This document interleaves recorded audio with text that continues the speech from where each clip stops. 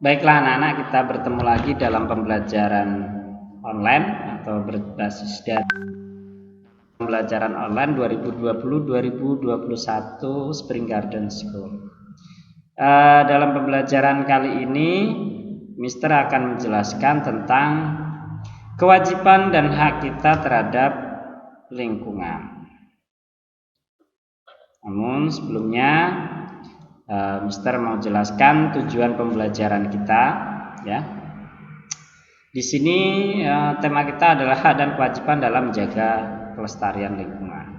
Tujuan pembelajaran adalah siswa dapat memahami hak dan kewajiban menjaga lingkungan.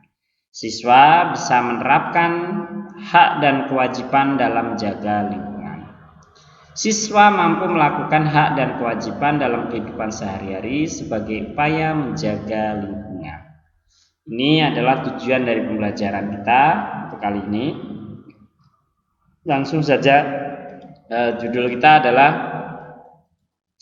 kewajiban dan hak kita terhadap lingkungan. Setiap orang itu memiliki hak dan kewajiban terhadap lingkungan. Kewajiban dan hak kita terhadap lingkungan adalah menjaga kelestariannya. Salah satu caranya adalah memanfaatkan energi alternatif yang ramah lingkungan. Misalnya menggunakan kendaraan berbahan bakar listrik atau gas, seperti mobil listrik atau mobil tenaga surya. Energi alternatif adalah energi yang ramah terhadap lingkungan dan tidak pernah habis. Misalkan energi yang berasal dari air, angin, panas matahari, sumber daya lain yang dapat diperbaharui. Kita juga berkewajiban membangun dalam gedung dengan memperhatikan aspek ramah lingkungan. Misalnya membangun gedung dengan menggunakan cahaya matahari sebagai penerangan di siang hari. Setelah memenuhi kewajiban, kita dapat memperoleh hak kita. Misalkan memperoleh lingkungan yang segar dan kesehatan dan kenyamanan.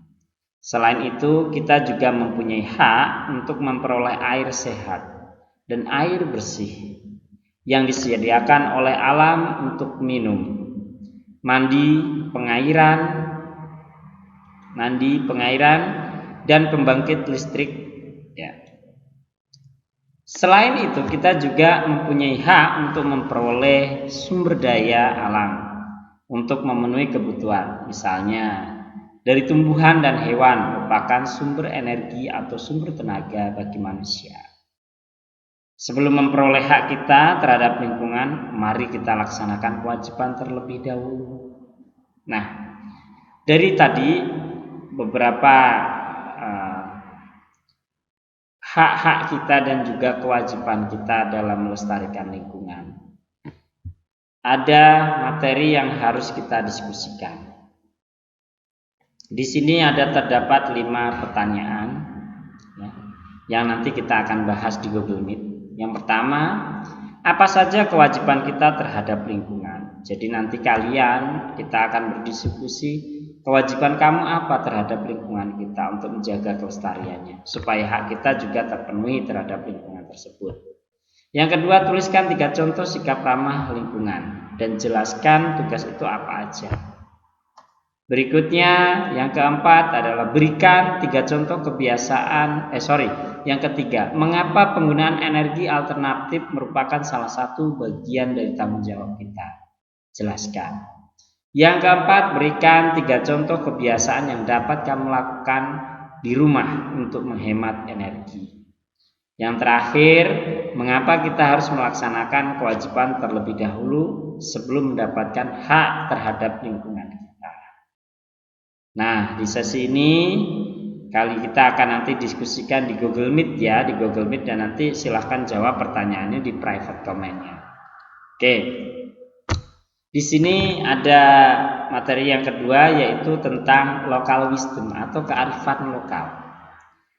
Ternyata di Indonesia itu banyak yang namanya kearifan lokal atau budaya adat masyarakat setempat itu yang ramah terhadap lingkungan.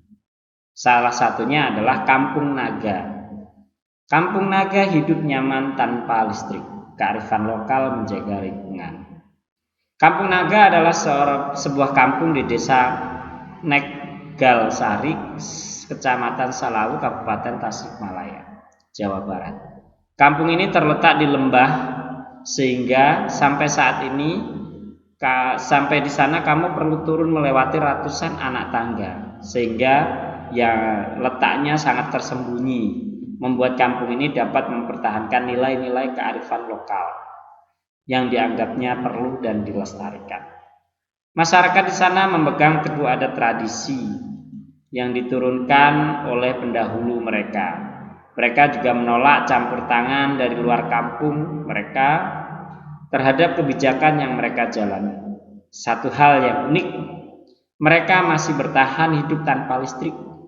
Bukan karena listrik tidak dapat masuk ke kampung terpencil itu, justru karena penghuni kampungnya menolaknya. Mengapa? Coba lihat lanjutannya. Mungkin karena berpikir bahwa tanpa listrik warga kampung Naga itu sengsara. Ternyata tidak. Mereka hidup seperti biasa, tetap nyaman. Anak-anak pun belajar di sekolah seperti teman-teman dari kampung yang lain. Bagaimana dengan di rumah? Mereka tetap bisa mengerjakan tugas-tugas sekolah.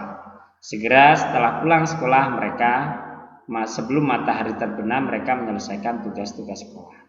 Sesekali ketika dibutuhkan, mereka menggunakan lampu minyak sebagai penerangan. Ketika belajar tanpa listrik, warga kampung Naga justru seakan sangat menghargai terang matahari dini hari. Warga juga bangun untuk bersiap-siap melakukan kegiatannya.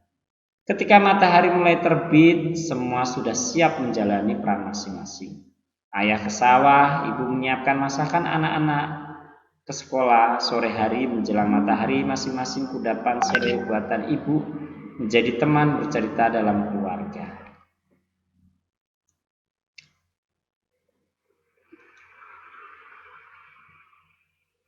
Menjadi teman bercerita dalam keluarga.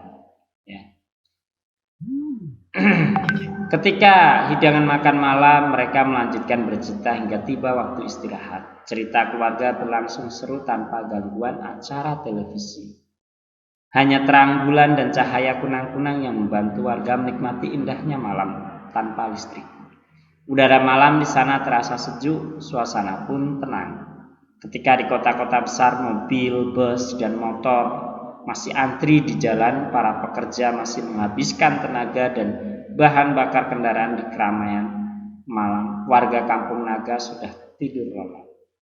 Mereka mensyukuri terang matahari sebagai waktu untuk bekerja keras, mensyukuri malam sebagai waktu untuk beristirahat, serta menghargai bumi tanpa energi berlebih yang perlu dihabiskan di kampung Naga. Tanpa listrik, warga tetap bisa hidup dengan nyaman. Inilah contoh kearifan lokal atau lokal wisdom masyarakat kampung Naga yang ada di Tasikmalaya. Semoga kisah inspiratif ini mampu menghadirkan suasana baru dalam kehidupan kita dalam jaga dan melestarikan lingkungan kita.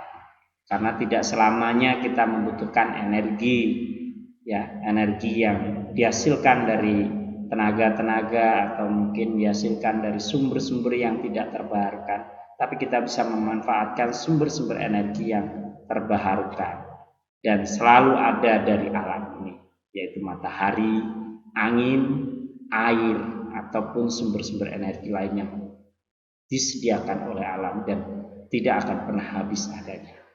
Sampai di sini dulu penjelasan Mister. Kita ketemu di Google Meet, kita bahas nanti di Google Meet. Bye-bye.